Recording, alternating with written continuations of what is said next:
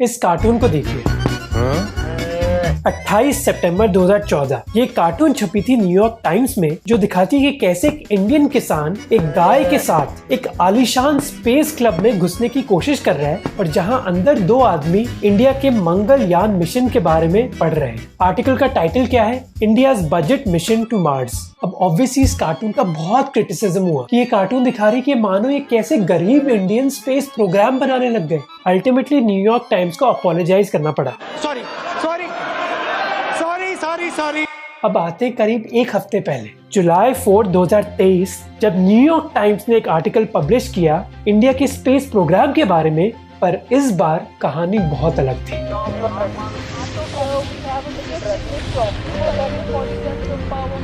The surprising striver in the world's space business. Liftoff normal. Here we have a majestic liftoff of LBM-3 M4 rocket carrying India's prestigious Chandrayaan-3 spacecraft. जब India ने 1947 में independence achieve करी तो हमारा देश कई समस्याओं से गुजर रहा था।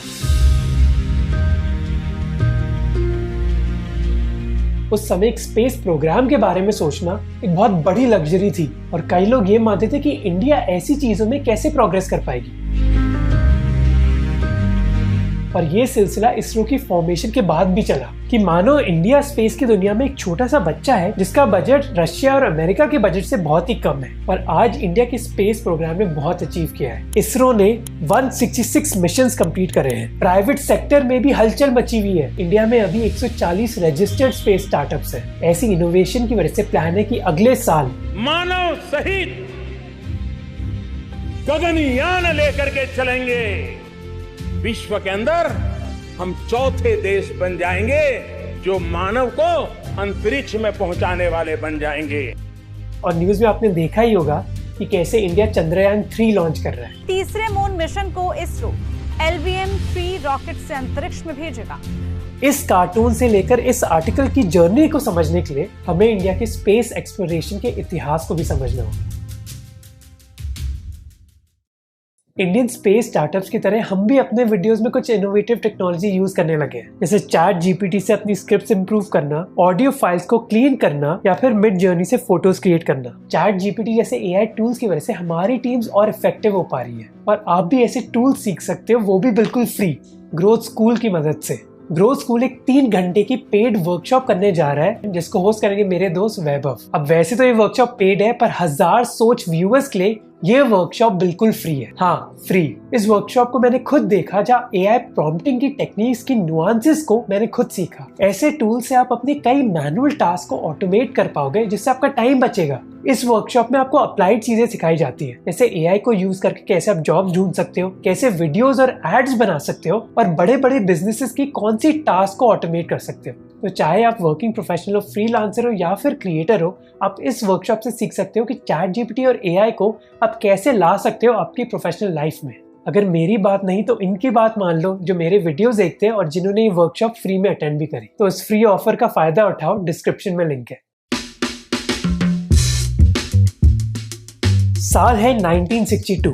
आर अरवामुदन, जो मुंबई में डिपार्टमेंट ऑफ एटॉमिक एनर्जी में एक जूनियर इंजीनियर थे, वो अपने कोलीग से बात कर रहे थे कैंटीन में। उनके कोलीग ने उनको बताया कि उन्होंने एक साइंटिस्ट डॉक्टर विक्रम साराभाई के बारे में सुना है, जो साउथ केरला में एक रॉकेट लॉन्च का पैड सेटअप कर रहे हैं, और वो वॉलंटियर्स की तलाश में है। वो दोनों इस मिशन के बारे में बहुत अनश्योर थे। उन्होंने पूछा कि हमें वॉलंटियर करना भी चाहिए क्या?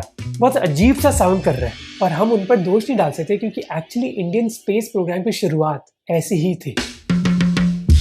ये स्टार्ट हुआ 1962 में, जब Indian prime minister Jawaharlal Nehru ने फिजिसिस्ट विक्रम साराभाई को Indian national committee for space research lead करने के लिए बोला। पर कुछ ऑर्गेनाइजेशन थी नहीं उस समय। आर अरवामुदन कहते हैं कि वो लोग जो लॉन्च पैड बना रहे थे, उनको बिना किसी ढंग के रिक्रूटमेंट प्रोसेस के रिक्रूट करा। कोई जॉब इंटरव्यू तक भी नहीं था। वो कहते हैं कि जो पहले रिक्रूट थे इंडिया के स्पेस प्रोग्राम में, वो मेरी तरह यंग एक्साइटेड लोग थे। सोच रहा था कुछ ऐसे यंग साइंटिस्ट हायर करूं जिनमें काम करने का जज्बा हो, जुनून हो, जो कुछ नया करना चाहे।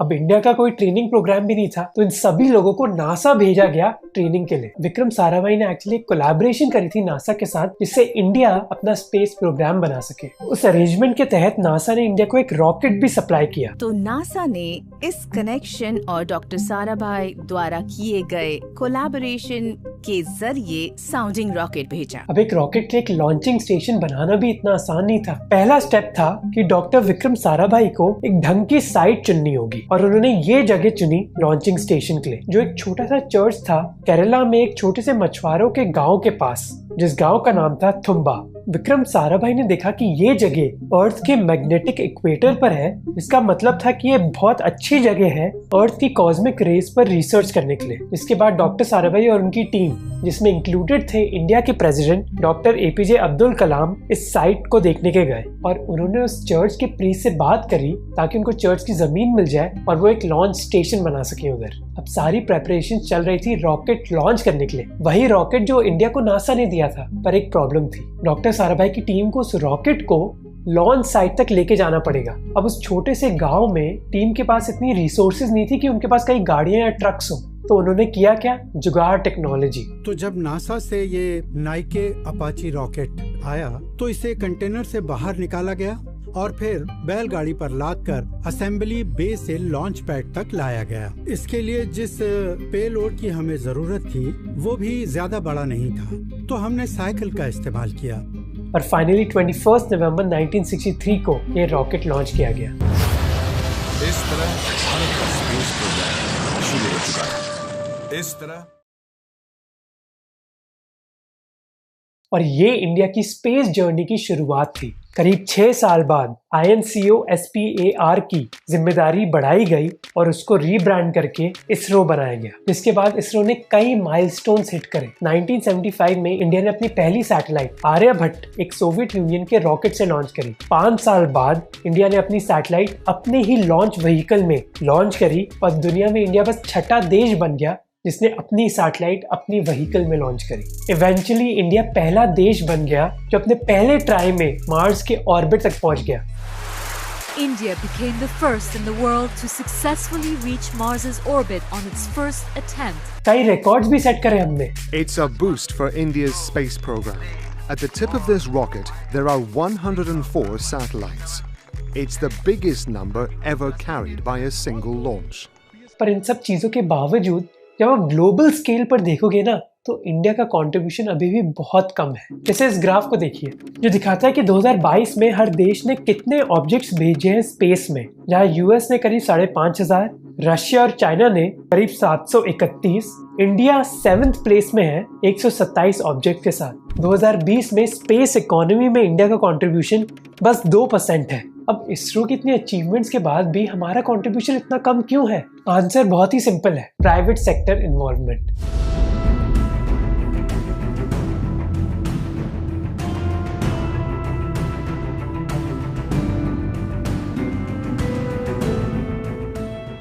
ये है स्पेसएक्स का स्टारशिप मिशन, जिसके तहत वो मार्स तक जाना चाहते हैं और पोटेंशियली उधर एक ह्यूमन सेटलमेंट बनाना चाहते हैं। स्पेसएक्स अमेरिका में एक प्राइवेट स्पेस कंपनी है जो खुद के रॉकेट्स और सैटेलाइट्स लॉन्च करती है। बहुत समय से नासा ने प्राइवेट सेक्टर कंपनीज के साथ कोलैबोरेट किया है। जैसे बोइंग जैसी कंपनीज ने इंटरनेशनल स्पेस स्टेशन के कंपोनेंट्स डिजाइन करे हैं और अर्ली 1960s से ही अमेरिका ने प्राइवेट कंपनीज को इजाजत दी थी कि वो कंपोनेंट्स ही नहीं बल्कि पूरी कम्युनिकेशन सैटेलाइट्स बना दे। 1990s के बाद एक बहुत बड़ी प्राइवेट सेक्टर इंडस्ट्री खड़ी हो गई है जो प्राइवेट सैटेलाइट्स और गवर्नमेंट सैटेलाइट्स को लॉन्च करती है स्पेस में। प्राइवेट सेक्टर को इजाजत देकर बहुत इनोवेशन भी हुई है। जैसे स्पेसएक्स दुनिया की पहली कंपनी बनी है जो रॉकेट की फर्स्ट स्टेज को रीयूज कर सके। स्पेसएक्स से पहले ये फर्स्ट स्टेज ओशन में गिर जाती है और इसका बाद में यूज नहीं आता, पर रीयूज करके स्पेसएक्स ने लॉन्चेस की कॉस्ट भी कम कर दी है, जिसका मतलब है कि प्राइवेट और गवर्नमेंट सैटेलाइट्स अब सस्ते दाम में स्पेस जा सकती हैं। और ये नासा के लिए बहुत अच्छी चीज है क्योंकि अब उनके दिमाग में सरदर्दी नहीं है हर चीज इनोवेट करने की। अगर कोई प्राइवेट कंपनी ने इनोवेशन करी तो उनको बस नासा से कॉन्ट्रैक्ट मिल जाता है, जिससे नासा का भी फायदा है और उस प्राइवेट सेक्टर कंपनी का भी, जिससे यूएस सरकार को भी फायदा मिला है क्योंकि अब नासा का जो शेयर है यूएस बजट में वो कई सालों से कम हो रहा है। यूरोप में भी सेम हाल है, जहां एक प्राइवेट कंपनी एरियन स्पेस अब यूरोपियन सैटेलाइट लॉन्चेस करती है। ऐसी चीजें इंडिया में होने की जरूरत है क्योंकि अभी इसरो का स्पेस बजट बहुत कम है। 2022 में जहां इंडिया का स्पेस बजट $1.7 बिलियन था, चाइना का 14 और यूएस का $30 बिलियन था। थैंकफुली अब इंडियन सरकार ने भी रियलाइज कर दिया है कि प्राइवेट सेक्टर कंपनीज कितना कंट्रीब्यूट कर सकती हैं। Government has decided to implement reform measures to leverage the achievements of ISRO through opening up the space sector for private enterprises. पर 2020 से भी पहले कई प्राइवेट सेक्टर कंपनीज भाग ले रही थी इंडिया की स्पेस जर्नी में। जहां भी जाओगे पर जब लौट के आओगे, सुकून जिंदगी का इसी दरवाजे पर पाओगे। हम हैं गोदरेज लॉक्स। ये है गोदरेज का एड, एक ऐसी कंपनी जो बनी थी 1897 में, जब वो बस ताले बेचती थी। इसके बाद गोदरेज कई कंज्यूमर गुड्स बेचने लग गई, mosquito repellents, hair dyes, refrigerators और यहाँ तक कि साबुन। सुस्ती मिटाए चुस्ती लौटाए, सिंथॉल सुस्ती मिटाए चुस्ती लौटाए। पर आप ये नहीं जानते होंगे कि गोदरेज 1990s से इसरो के लिए कई कंपोनेंट्स भी मैन्युफैक्चर कर रही है। 1994 में गोदरेज ने विकास इंजन मैन्युफैक्चर किया जो इंडिया की कई लॉन्च व्हीकल्स में यूज किया गया है। चंद्रयान के मिशंस के लिए भी गोदरेज ने कई क्रिटिकल कंपोनेंट सप्लाई करे। और गोदरेज अकेली कंपनी भी नहीं है जिसने इसरो को पार्ट सप्लाई करे। आंध्रा शुगर्स एक और कंपनी है जिसका संबंध इसरो के साथ कई सालों से है। पर उस समय ये कंपनीज पैसों के लिए मदद नहीं कर रही थी इसरो के लिए। नारायण प्रसाद जो COO है एक स्पेस रिलेटेड कंपनी के, वो कहते हैं कि ये बिजनेसेस मदद कर रहे थे क्योंकि उनको गर्व महसूस होता था इंडिया के स्पेस प्रोग्राम में कंट्रीब्यूट करने के लिए। वो कहते हैं कि उस समय इस कंट्रीब्यूशन के लिए उनको ज्यादा पैसा नहीं मिलता था। अनंत टेक्नोलॉजीज के फाउंडर जिसने भी इसरो के साथ पार्टनर किया है, वो कहते हैं कि 1960 से करीब 500 प्राइवेट कंपनीज ने इसरो को सपोर्ट किया है और इसरो ने भी इन कंपनीज की मदद करी है। वो कहते हैं कि इसरो ने कंपोनेंट्स ही नहीं खरीदे इन कंपनी से, वो बल्कि उनके एम्प्लॉयज को ट्रेन किया और फैसिलिटीज बनाने में मदद करी ताकि ये कंपनीज अच्छे कंपोनेंट्स बना सके। पर अब जो इन्वेस्टर्स पैसा डाल रहे हैं इंडिया की प्राइवेट सेक्टर स्पेस कंपनीज में, वो बस देशभक्ति के लिए पैसा नहीं डाल रहे बल्कि मुनाफे के लिए भी डाल रहे हैं। तो इसीलिए हमारे लिए बहुत जरूरी है ये समझना कि अब हमारा प्राइवेट सेक्टर करने क्या जा रहा है। हम इंडियन प्राइवेट सेक्टर को दो भागों में डिवाइड कर सकते हैं, अपस्ट्रीम और डाउनस्ट्रीम। अपस्ट्रीम सेगमेंट वो है जो या तो सैटेलाइट्स बनाता है या फिर उनको लॉन्च करता है अपने रॉकेट्स के जरिए, जबकि डाउनस्ट्रीम सेगमेंट वो है जो एक प्रोडक्ट या फिर सर्विस बनाता है स्पेस डेटा के जरिए, जैसे क्लाइमेट मॉनिटरिंग, सैटेलाइट कम्युनिकेशन या फिर डिफेंस। 2020 से पहले हमारी सरकार का मोटा मोटी बहुत कंट्रोल था दोनों ही सेगमेंट्स पर। या तो प्राइवेट इंडस्ट्री कुछ पार्ट्स और कंपोनेंट सप्लाई करती थी इसरो के इक्विपमेंट को मैन्युफैक्चर करने के लिए, या फिर वो सरकारी इंफ्रास्ट्रक्चर को यूज करके सर्विसेज देती थी डाउनस्ट्रीम सेगमेंट में। पर अब प्राइवेट सेक्टर का रास्ता खुल गया है, जिसका मतलब है वो अपनी खुद की सैटेलाइट्स बना भी सकती हैं और उनको लॉन्च भी कर सकती हैं स्पेस में, और इसके साथ ही साथ वो सरकारी या फिर प्राइवेट सेक्टर डेटा को यूज करके सर्विसेज दे सकती हैं। जैसे हम इस कंपनी की बात करते हैं, ये है संजय निकांती जो को फाउंडर है ध्रुव स्पेस के। सैटेलाइट्स की उनकी रुचि स्टार्ट हुई थी जब वो कॉलेज में थे। उन जैसे कई स्टूडेंट्स बहुत एक्साइटेड हुए थे जब इंडिया का चंद्रयान 1 मिशन सक्सेसफुल हुआ था। It's a historic moment as far as India is concerned. We have started our journey to the moon and the first leg of the journey has gone perfectly well. इस excitement को देखकर इसरो ने decide किया कि हमें इन students को एक chance देनी चाहिए। इसी वजह से उन्होंने कहा कि अगर स्टूडेंट्स अपनी सैटेलाइट्स बनाएंगे तो हम कुछ सैटेलाइट्स को ऑर्बिट में भेजेंगे फ्री में।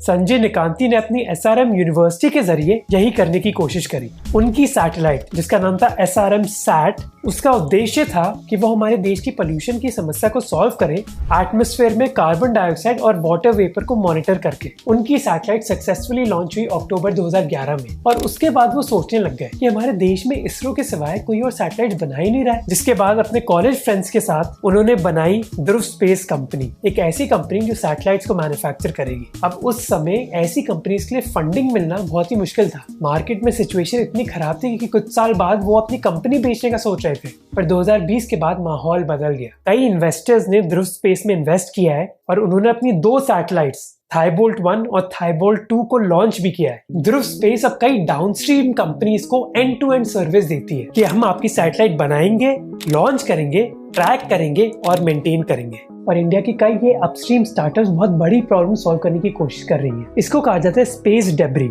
यानी कि किसी भी मशीन का कुछ पार्ट जो ह्यूमंस ने स्पेस में छोड़ दिया है। कई बार ये खराब हुई सैटेलाइट्स हो सकती हैं या फिर उनके पार्ट्स हो सकते हैं। अब जहाँ कुछ पार्ट्स धरती पर गिर जाते हैं, दूसरे पार्ट्स अर्थ के अराउंड हजारों साल तक ऑर्बिट कर सकते हैं, जो एक थ्रेट है दूसरी सैटेलाइट्स को, क्योंकि इन पार्ट्स की स्पीड इतनी ज्यादा होती है कि करंट सैटेलाइट्स इन पार्ट्स से डैमेज ही नहीं बल्कि पूरी तरह खराब हो सकती है।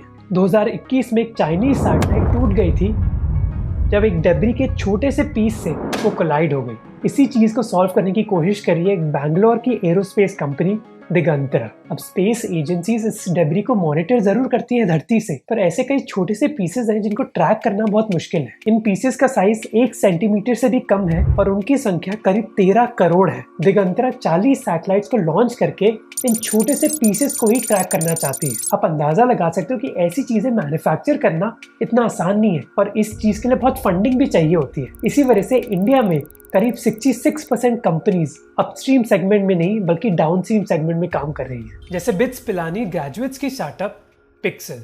ये गूगल अर्थ है और इसको कई लोग रेवोल्यूशनरी मानते हैं, क्योंकि अगर आप जूम करोगे तो आप अपने घर को भी देख पाओगे। पर गूगल अर्थ में एक लिमिटेशन भी है कि आप बस फोटोज देख सकते हो अर्थ की, और यही एक प्रॉब्लम है जिसको सॉल्व करना चाहते थे बिट्स पिलानी से एक कॉलेज स्टूडेंट अवेस अहमद। उन्होंने ये रियलाइज किया कि आज की जो कमर्शियल सैटेलाइट्स हैं वो इतनी डिटेल नहीं देती हैं, वो बस फोटोज दे सकती हैं। अगर आप पत्तों का क्लोरोफिल कंटेंट जानना चाहते हो या फिर सॉइल न्यूट्रिशन जानना चाहते हो, वो ये सैटेलाइट्स नहीं कर पा रही थी। और अवेस ने इसके बारे में एक सोल्यूशन सोचा, ऐसी सैटेलाइट्स जिनमें हाइपर स्पेक्ट्रल इमेजिंग हो। अब आप पूछोगे कि भला हाइपर स्पेक्ट्रल इमेजिंग क्या है? जो हमारी आंखें हैं, ह्यूमन आई विजिबल लाइट को 3 बैंड्स में देख सकती है, रेड, ग्रीन और ब्लू। पर हाइपर स्पेक्ट्रल इमेजिंग कई बैंड्स को देख सकती है, जिसकी वजह से वो ऐसे फीचर्स आइडेंटिफाई कर सकते हैं जो हमारी आंखें या फिर कमर्शियल कैमराज नहीं कर सकते। मानो हाइपर स्पेक्ट्रल इमेजिंग से हम पूरी दुनिया का एक MRI स्कैन कर सकते हैं। पोल्यूशन हो या फिर डिजीजेस, इन सभी चीज को आइडेंटिफाई किया जा सकता है।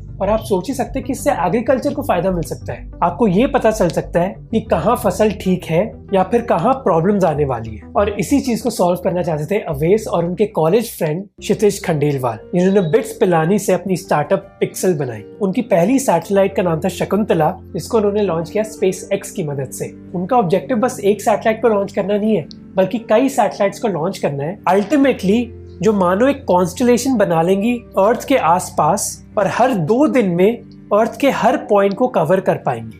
पर ये करना अवेस और क्षितिज के लिए आसान नहीं था। अवेस कहते हैं कि सब हमारे आइडिया में इंटरेस्टेड तो थे, पर कोई पैसे नहीं देना चाहता था। पर थैंकफुली ये चेंज हुआ, पिक्सल के लिए नहीं, दूसरी स्पेस स्टार्टअप्स के लिए भी। 2022 में $119 मिलियन यानी कि करीब 990 करोड़ रुपए इन्वेस्ट किए गए इंडिया की स्पेस स्टार्टअप्स में, और अब इंडिया में 140 रजिस्टर्ड स्टार्टअप्स हैं। ब्लू स्काई एनालिटिक्स एक और डाउनस्ट्रीम कंपनी है जो सैटेलाइट्स को यूज करके एनवायरमेंटल डेटा क्रिएट कर रही है, चाहे वो बाढ़ के बारे में हो या फिर पावर प्लांट्स के एमिशंस के बारे में। इन इनोवेशंस को देखते हुए कई लोग बहुत ऑप्टिमिस्टिक हैं इंडिया के स्पेस सेक्टर को लेके, और आज की तारीख में ये सही भी है। और कई एक्सटर्नल फैक्टर्स भी हैं इस कॉन्फिडेंस के पीछे। ये सैटेलाइट है एक मैन्युफैक्चरिंग कंपनी OneWeb की। इसको लॉन्च किया गया था 2020 में एक रशियन रॉकेट के जरिए। ये कंपनी करीब 650 सैटेलाइट्स भेजना चाहती है स्पेस में ब्रॉडबैंड कनेक्टिविटी के लिए। मार्च 2022 में जब ये कंपनी 36 और सैटेलाइट्स भेजना चाहती थी, तो रशियन स्पेस एजेंसी ने इनको लॉन्च करने के लिए मना कर दिया था, क्योंकि इस कंपनी को फंडिंग मिली थी यूके सरकार से। इस वजह से जब रशिया ने यूक्रेन में इन्वेड किया, Vladimir Putin has launched a major military operation against Ukraine. तो रशियन स्पेस एजेंसी ने कहा कि वो अपने सोयूज रॉकेट्स का यूसेज कम करना चाहती है। OneWeb के सामने रशियन स्पेस एजेंसी ने 2 कंडीशंस रखी कि यूके सरकार को इस कंपनी में इन्वेस्टमेंट बेचनी होगी और OneWeb को गारंटी देनी होगी कि उनकी सैटेलाइट्स रशिया के खिलाफ मिलिट्री पर्पसेस के लिए ना यूज करी जाए। OneWeb ये कंडीशंस मीट नहीं कर पाई, जिसके बाद उनका 1800 करोड़ रुपए का नुकसान हुआ। पर इससे इंडिया का फायदा हुआ। रशिया के ना करने के बाद OneWeb कंपनी इसरो के पास आई ताकि इसरो उनकी सैटेलाइट्स को लॉन्च कर सके स्पेस में। LVM-3 had carried 36 satellites of OneWeb, जो हमें दिखाता है कि आज के जियोपॉलिटिकल एनवायरनमेंट में इंडिया को फायदा मिल सकता है। कई सालों से रशिया और चाइना ऐसे 2 देश थे जो लो लो कॉस्ट में लॉन्च सर्विसेज प्रोवाइड कर रही थी कई सैटेलाइट कंपनीज को। पर ब्रायन वीडिन जो एक डायरेक्टर है स्पेस फाउंडेशन के, वो कहते हैं कि यूक्रेन वॉर के बाद रशियंस का परसेप्शन बहुत चेंज हो गया है और कई वेस्टर्न कंपनीज चाइनीज एजेंसीज को भी नहीं यूज करना चाहती, जिसका फायदा इंडिया को मिलेगा। यूएस सरकार किसी भी अमेरिकन कंपनी को इजाजत दे देगी अपनी सैटेलाइट इंडिया से लॉन्च करवाने के लिए और ना कि चाइना से, स्पेशली अगर उस सैटेलाइट में कोई मिलिट्री रिलेटेड टेक्नोलॉजी होगी। ये इसलिए है क्योंकि कई समय से इसरो प्राइवेट सेक्टर कंपनीज के साथ कोलैबोरेट कर रही है। करीब 40 साल से पब्लिक प्राइवेट सेक्टर पार्टनरशिप्स हुई हैं, जिससे 400 से ज्यादा प्राइवेट कंपनी स्टार्ट हुई हैं बेंगलुरु, हैदराबाद और पुणे जैसे शहरों से। और 40 सालों से ये कंपनी स्पेशलाइज पार्ट्स बना रही है इसरो के लिए। ऐसी कोलैबोरेटिव अप्रोच की वजह से ही अब इंडिया का स्पेस इकोसिस्टम बहुत ग्रो कर सकता है, जिसकी वजह से हमें अब न्यूयॉर्क टाइम्स के ऐसे आर्टिकल्स देखने को मिल रहे हैं। पर इसका मतलब ये नहीं कि इंडियन कंपनीज कोई चैलेंज फेस नहीं करेंगी। एक बहुत बड़ा चैलेंज है स्पेस एक्स। अगर हम सैटेलाइट लॉन्च करने के बिजनेस की बात करें, क्योंकि स्पेस एक्स रॉकेट्स को रीयूज करने लगा है, इसकी वजह से बहुत भारी ऑब्जेक्ट्स स्पेस में भेजने की कॉस्ट कम हो गई है। पर एडवांटेज ये है कि कुछ इंडियन स्टार्टअप्स कस्टमाइजेशन ऑफर कर सकती है कई कंपनीज को। जैसे स्काई रूट एक कंपनी है जो सैटेलाइट्स को लॉन्च करती है। कंपनी के सीईओ कहते हैं कि हम एक टैक्सी की तरह हैं जो छोटे लॉन्चेस करती है, जबकि स्पेस एक्स एक बस या फिर ट्रेन की तरह है जो किसी भी तरीके के पैसेंजर को एक डेस्टिनेशन पर छोड़कर आती है। अग्निकुल जैसी स्टार्टअप्स तो 3D प्रिंटर यूज कर रही है रॉकेट्स की मैन्युफैक्चरिंग की कॉस्ट को कम करने के लिए। ऐसी इनोवेशंस की तरह जहां एक समय इसरो रॉकेट्स को ठेले पर लेके जा रही थी, आज इंडियन कंपनीज लीडर्स बन सकती हैं स्पेस इकोनॉमी में। अगर आपको ये वीडियो अच्छा लगा तो आपको ये वीडियो भी अच्छा लगेगा, जहां हम बात करते हैं स्टार्टअप्स की दूसरी पहलू की, कि कई इंडियन स्टार्टअप्स बहुत समस्याओं से क्यों गुजर रही है। तो इस वीडियो को जरूर देखना। और एआई और चैट जीपीटी का आप कैसे यूज कर सकते हो अपने करियर में प्रोडक्टिव बनने के लिए, उसके लिए फ्री वर्कशॉप है पहले 1000 लोगों के लिए, डिस्क्रिप्शन में लिंक है।